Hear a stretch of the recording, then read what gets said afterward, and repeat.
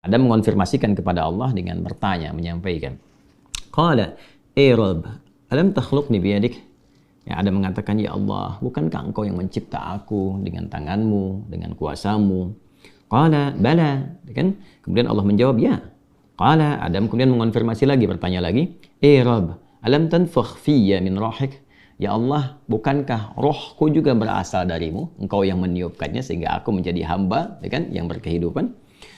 Qala, Allah menjawab, bala, ya tentu saja Adam. Ya. Qala, Adam kemudian berkata lagi, Rabb, alam tuskinni jannatak? Ya Allah, bukankah engkau yang menempatkan aku dalam surgamu? Kan? Kemudian qala, Allah Subhanahu wa taala menjawab, bala, ya tentu saja. Ya, qala, kemudian Adam mengonfirmasi kembali, bertanya lagi, Rabb, ya Allah, alam tasbiq rahmatuk ghadabak?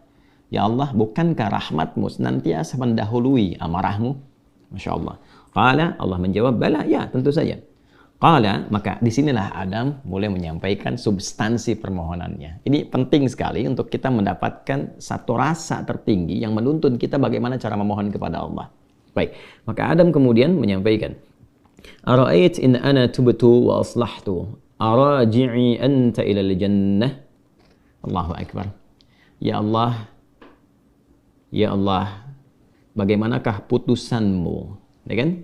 Jika sungguh aku sekarang ingin memperbaiki diri, bertobat. In ana tubtu, jika aku benar-benar ingin bertobat, memperbaiki diri, kembali pada jalan kebaikan.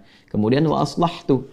Lalu setelah aku bertobat itu aku menata sisa hidupku untuk memperbaiki diri sehingga lebih baik daripada hari-hari sebelumnya, kegiatan sebelumnya, aktivitas dan perilaku sebelumnya.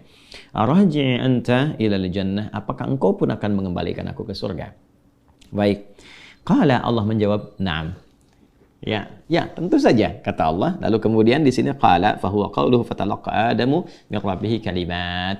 Maka inilah esensi dari firman Allah Subhanahu wa taala di ayat ke-37 di surah kedua Al-Baqarah.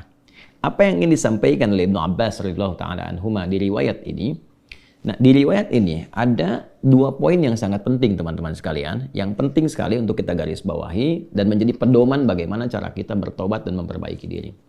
Ya, yang pertama, ada kesan yang tertangkap bahwa ketika Allah menurunkan ayat-ayat taubat, bukan sekedar pedoman yang isinya membimbing kita untuk menyesali, kemudian memperbaiki dan menata kehidupan lebih baik daripada sebelumnya. Tapi di situ juga tertanam nilai-nilai kesungguhan dan keikhlasan yang betul-betul kita mengharapkan karunia dan bimbingan Allah yang menyertai taubat kita itu. Jadi bukan sekedar, ya aku menyesal, ya Allah, aku menyesali perbuatan yang kurang baik, aku ingin memperbaiki diri, aku ingin menata lebih baik lagi. Bukan sekedar kalimat itu yang disampaikan, itu baik. Tapi lebih daripada itu, kalau kita ingin mendapatkan penerimaan terbaik di sisi Allah, kemudian tobat kita betul-betul diterima oleh Allah, yang dengan itu menanamkan ketenangan, kedamaian, dan bimbingan untuk memperbaiki diri, maka dalam memohon taubat itu sertakanlah permohonan rahmat Allah yang mengiringi taubat yang kita mohonkan kepadanya. Bisa dipahami ya? Baik ya? Ya, rasakan keinginan untuk memohon rahmat Allah. Ini diantara isyarat kalimat-kalimat tadi. Ya, sesungguhnya Adam tidak perlu mengkonfirmasi tentang pertanyaan-pertanyaan, ya Allah, bukankah engkau yang menciptakan aku? Ya Allah, bukankah engkau yang meniupkan rohmu juga kepadaku sehingga aku hidup saat ini? Bukankah engkau yang menempatkan aku di surga? Gitu kan? Dan sebagainya. Nah, kalimat-kalimat itu akan sering kita dapati begitu kita melihat ayat-ayat dalam Al-Quran tentang permohonan doa, baik itu terkait dengan doa biasa, apalagi terkait dengan permohonan taubat. Kalau kita tarik ke kalimat-kalimat taubat, misalnya yang dimohonkan Nabi Isa alaihissalam untuk umatnya, ya ketika Allah menetapkan ini hukum, bagi yang melanggar akan dihukum begini, ya kemudian bagi yang taubat dia akan diberikan anugerah seperti ini, ya maka Nabi Isa alaihissalam terekam sempurna dalam Al-Quran menyampaikan, ya Allah, ya jika pun mereka ini berbuat salah, maka mereka ini hambamu. Ya, fa innahum ibadu, mereka hambamu ya Allah. Tapi engkau jika mengampuni mereka, gitu kan, maka sungguh engkaulah pemilik rahmat yang sempurna. Engkaulah pemilik kasih dan sayang yang sempurna. Jadi sentuhan-sentuhan itu yang menyertakan rahmat Allah dalam permohonan kita, itu yang lebih cepat mengguncang arasy dan memberikan kemudian pendampingan langsung dengan rahmat Allah itu pada taubat kita yang menjadikan taubat itu semakin sungguh-sungguh. Ini kunci utama. Jadi kalau saya panjang lebar menyampaikan, simpelnya begini. kalau tobat jangan nanggung. Gitu. Ya, kalau tobat jangan nanggung, supaya tobatnya betul, tidak tobat kejadian lagi, tobat kejadian lagi. Maka caranya, ini kata Ibnu Abbas, sertakan rahmat Allah di dalamnya. Supaya rahmat Allah itu mengiringi kesungguhan taubat kita, penyesalannya tertanam dalam jiwa, setelah itu kita merasakan perubahan. Itu poinnya. Jadi kalau ingin cepat taubatnya diterima oleh Allah, rasakan rahmat Allah hadir di dalamnya, lalu tanamkan pada diri kita. Ya kan? Ya, dihidayatkan Allah yang menciptakan engkau. Allah memberikan jalan kepadamu, Allah memberikan nafas kepadamu, Allah memberikan waktu. Saat kamu akan berpulang. Kalau bukan karena rahmat Allah, bagaimana engkau berhadapan dengan Allah saat dihisab? Ya kan? Lalu kita balikan, ya Allah, engkau yang menciptakan aku. Engkau yang memberikan kehidupan kepadaku. Engkau yang memberikan jalan-jalan kepadaku. Sungguh dalam keadaan ini aku hambamu yang engkau maha tahu banyak berbuat maksiat. Tapi aku pun menyadari betapa besar rahmatmu yang melampaui murkamu. Maka dengan semua rahmat aku mohon, ya Allah, bimbing hamba untuk bertobat, memperbaiki diri sebelum berpulang kepadamu. Nah, kalimat-kalimat itu dalam. Itu poin yang pertama. Ya? Jadi singkatnya itu, jika ingin bertobat, jangan nanggung, sertakan rahmat Allah di dalamnya, sehingga membuat kita lebih serius dan lebih kemudian merasa ya dalam jiwa kita untuk kembali kepada Allah. Yang kedua, ada poin anugerah. Ya, orang-orang yang tobatnya serius, yang benar untuk memperbaiki diri, bukan sekedar formalitas dia bertobat ya dengan istighfar misalnya, walaupun di situ pasti ada jalan kebaikan. Nah, orang-orang kembali yang berusaha dengan serius tobat, dia memperbaiki diri, maka di situ mendapat jaminan dari Allah Subhanahu wa taala. Lewat dialog ini, Allah bukan hanya akan membimbing ia untuk memperbaiki dirinya lebih baik dari sebelumnya, lebih tenang, lebih damai, lebih nyaman. Jadi ingat ya, taubat itu hal yang pertama Allah berikan, itu bukan materi dunia dulu. Bukan kedudukannya langsung naik, begitu tidak.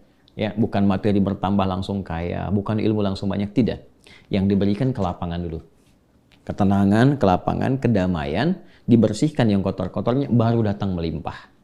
Ya, baru datang melimpah. Anugerah-anugerah sesuai dengan pilihan hidup kita untuk beribadah dan sebagai bekal kembali kepada Allah.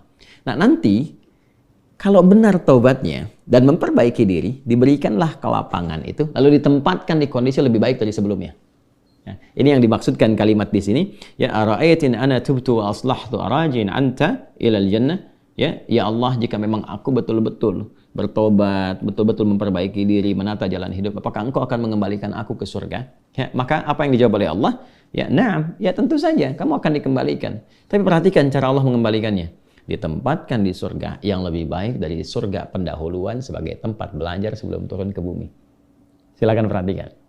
Bukankah di surga saat Adam belum turun ke bumi, hanya untuk berlatih materi sebelum turun, ya apa yang harus kerjakan, harus tinggalkan. Bukankah di dalamnya ada ujian? Ya kan? Silahkan makan minum tapi jangan dekati yang ini, jauhi ini, lakukan ini, ya kan? Perintah dan larangan. Tapi surga yang akan ditempati saat kita kembali kepada Allah. Bagaimana wujudnya? Bagaimana sifatnya? Allahu Akbar, jannatun na'im, semuanya kenikmatan. Nggak ada larangan lagi, nggak ada perintah lagi, semua tinggal nikmat saja. Berbeda dengan sifat yang pertama. Ya, artinya apa? Di sini diberikan kesan kepada kita, orang-orang yang bisa memperbaiki dirinya, selain hidupnya lebih damai, lebih tenang, lebih nikmat dibandingkan saat ia larut dalam maksiat. Anda punya harta, ya dihasilkan dari harta yang haram, yang riba, yang korupsi, yang menipu dan sebagainya. Lalu sadar, ya dari judi dan macam-macam, sadar tuh. Lalu ditaubati tuh. Begitu tobatnya benar dan memperbaiki diri, awal-awal itu nggak mudah karena harus melepaskan kebiasaan, melepaskan gaya. Gaya kan bandingannya dengan tekanan kan? F berbanding lurus dengan P kan? Ya, gaya berbanding lurus dengan tekanan kan? Artinya semakin gaya, banyak gaya semakin tertekan kan? Ya. Nah, ketika itu dilepaskan, tekanan kan tinggi juga. Ya, tapi apa yang terjadi? Balasannya ketenangan setelah itu. Kedamaian. Setelah tenang, damai dibalik sama Allah tuh. Dibalik, diperbaiki hidupnya. Lebih enak lagi, lebih menikmati kehidupan, lebih berkah, lebih tenang, gak dikejar apa-apa. Yang paling menarik, pulangnya pun disambut. Allah perintahkan pada malaikat, sambut dia. Dari mulai sakaratul mautnya.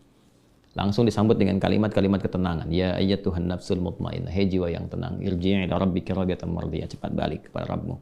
Ya kan? Kembali kepada Tuhanmu. Dengan keadaan yang nyaman. Aku ridha dengan amalmu, engkau pun ridha dengan pemberianku. Kemudian apa? Fadkhuli fi ibadi wadkhuli jannati. Masuk dalam golongan hamba aku siapkan surga untukmu. Nah, surga yang diinformasikan dalam sakaratul mautnya, aku siapkan surga untukmu. Itu lebih indah, lebih baik dari semua kemewahan yang pernah ia rasakan di dunia. Dan itu nggak ada bandingannya. Walaupun setetes. Walau setetes. Itu poinnya. Jadi, bertobat itu mesti punya motivasi. Ya, jadi kalau nggak ada motivasi, sulit kita melakukan itu. Motivasi terbaiknya adalah, nih, mau sampai kapan larut dalam maksiat? Bagaimana kalau sedang bermaksiat itu wafat? Ketika sudah menyadari itu, cepat perbaiki, cepat bertobat. Begitu tobat itu dilakukan dengan benar, janji Allah turun. Ya, selain dibimbing, diberikan ketenangan, kedamaian, dibalikin lagi, lebih nikmat dari sebelumnya. Lalu dibimbing mendapatkan sesuai dengan bekalnya. Kalau ilmu dikuatkan dia, supaya cari surga dengan ilmunya. Kalau kedudukan diatur, supaya tidak mendapatkan kedudukan dengan nyogok, dengan korupsi, kan? Dan macam-macam. Naik itu. Sesuai dengan maslahat dia. Dan kalaupun dapat harta dengan cara yang benar, nggak usah nipu, ya, nggak usah korupsi, nggak usah macam-macam gitu. Dapat dia, ditempatkan. Sampai dia jaga sampai wafat aja. Begitu meninggal, dapat yang terbaik. Lebih indah dari suasana yang dia dapatkan sebelumnya. Itu spiritnya. Ya, itu yang tadi saya katakan, menjadikan Allah sangat mencintai orang yang selalu berusaha menata dirinya lebih baik. Bertobat terus, tobat lisan, tobat pandangan, tobat pendengaran, sampai tobat kaki. Sampai dia merasakan perubahan dari semua organ tubuhnya. Tobat mata, dia berlatih. Jangan dikira kalau tobat itu, fungsi mata itu akan selesai dengan memandang saja. Tidak. Tantangannya ada. Nah, nanti keberhasilan tobatnya itu diukur dengan ketika memandang yang tidak diinginkan oleh imannya, dia bisa elakkan pandangan. Itulah ghadul basar. Ya, telinga juga begitu. Kalau sudah nanti cukup bagus, terlatih dengan tobatnya, dia akan hanya gunakan refleks pendengaran untuk yang baik saja. Sampai ke ujung kaki. Demikian. Nah, itu kalau sudah ada ciri seperti itu, sikapnya berubah. Ini tanda pertama bahwa tobatnya diterima oleh Allah Subhanahu wa Ta'ala.